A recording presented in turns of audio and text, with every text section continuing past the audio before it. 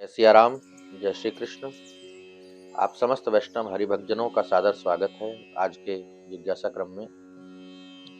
आज एक सज्जन का प्रश्न आया है कि हमने जब से ये सुना है कि तामसी भोजन नहीं लेना चाहिए, प्याज लहसुन आदि नहीं खाना चाहिए, खा करके कोई मरे तो 27 दिन के भीतर मृत्यु होने पर, खाने पर नरकगामी होता है। तो हमने ये त्याग दिया और अभी जल्दी में ही त्यागा है।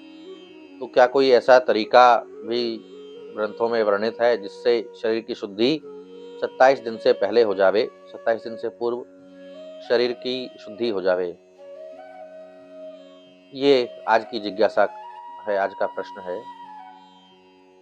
देखिए, हमने आचार्यों के श्री मुख से सुना है, संतों के मुख से सुना है कि शरीर की शुद्धि के लिए एक उपाय करना चाहिए। वैसे तो अनेक उपाय हैं, लेकिन वो लंबा समय लेने वाले हैं। शरीर जल्दी शरीर को जो शुद्ध करना चाहे, जो शीघ्र शरीर को शुद्ध करना चाहे, उसको एक उपाय करना चाहिए और बहुत सहज है, बहुत सरल है।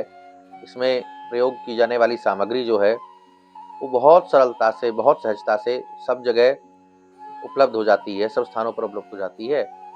और इसकी विधि भी कोई बहुत जटिल नहीं है, सरल है। बहुत आसानी से आपको सामग्री उपलब्ध हो जाएगी और बहुत आसानी से आप इसको प्रयोग में ला करके शरीर की शुद्धि कर सकते हैं, शरीर को डिटॉक्स कर सकते हैं बहुत आसानी से, बहुत सरलता से। करना क्या है इसमें? आपने जौ का नाम सुना होगा और देखे भी होंगे। जौ जो पूजन में भी प्रयोग होते हैं, हवन सामग्री में मिलाए जाते हैं। साथ ही नवरात्रि में जिसको बोया जाता है, जौ, ये जौ लेना है आपको। और देसी जौ मिल जावे तो उत्तम होगा, अन्यथा जो भी जौ के आप पास उपलब्ध हो जावे वो जौ ले लीजिए।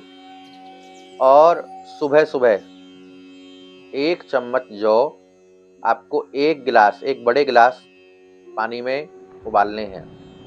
एक बड़ा गिलास पानी रखिए, पानी जब खौलने लगे, उबलने लगे, तब उसमें 1 चम्मच जौ डाल दीजिए और उस पानी को आधा रहने तक उबालिए। उबल करके पानी जब आधा हो जाए तब उसे छान लीजिए और किसी कांच के बर्तन में कर लीजिए। किसी मेटल का कोई यूटेंसिल यूज नहीं करना है, धातु का कोई पात्र इस्तेमाल नहीं करना है, स्टील का, सिल्वर का नहीं करना है, कांच का बर्तन प्रयोग करना है। और कांच में भी वो बर्तन प्रयोग करना है जो पारदर्शी होता है, ट्रांसपेरेंट ग्लास जो होता है। जो चीनी, मिट्टी, क्ले जो बर्तन होते हैं वो शुद्ध नहीं होते। उनमें पशु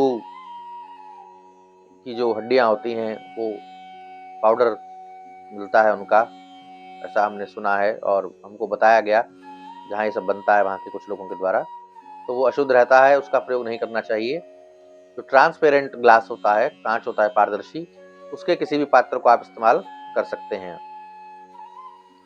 तो उसमें छान करके और घूंट घूंट करके उसको पी लीजिए धीरे धीरे, जैसे लोग चाय पीते हैं, धीरे धीरे एक एक घूंट करके ऐसे उसको पीजिए।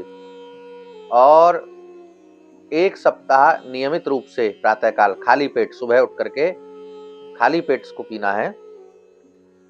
सुबह उठेंगे, जगेंगे और नित्य शौच आदि कर्म करके, हाथ मुंह धो करके, कुल्ला करके, और इसको बना करके, उबाल करके आप पी लीजिए 1 सप्ताह तक।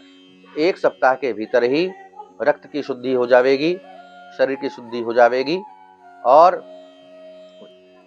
शरीर की शुद्धि के लिए ये बहुत ही सरल, बहुत ही सहज और सबके लिए सुगम उपाय है, साधन है। तो आप इसको सहजता, सरलता से कर सकते हैं। और इसमें जो प्रयोग होने वाली वस्तु है जौ, वो सब जगह, सब देश में, सब काल में उपलब्ध हो जाती है। तो शरीर को डिटॉक्स करने के लिए, जो शरीर में रक्त की अशुद्धि है उसको शुद्ध करने के लिए, और तामसी वस्तुओं का जो प्रभाव है उसको शरीर से समाप्त करने के लिए 1 सप्ताह तक आप इस प्रकार से जौ का पानी उबाल करके पिए तो रक्त शुद्धि होगी और शरीर की शुद्धि हो जाएगी। इसके बाद प्रण ले लीजिए, संकल्प ले लीजिए कि हम कोई भी ऐसी वस्तु का प्रयोग नहीं करेंगे जो अशुद्ध होगी। जो वस्तु भगवान के भोग में प्रयोग नहीं होती, जो वस्तु का भगवान को भोग नहीं लगता, उसका हम प्रयोग कदापि जीवन में नहीं करेंगे।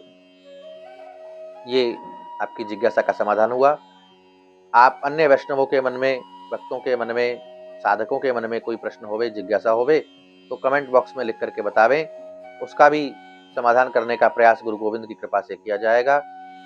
लाइक, कमेंट और शेयर करना नहीं भूलिए और चैनल को सब्सक्राइब करिए और कराइए, ताकि ऐसी ही जिज्ञासा समाधान होते रहें और आपकी भी जिज्ञासाओं का, प्रश्नों का उत्तर आपको प्राप्त होवे।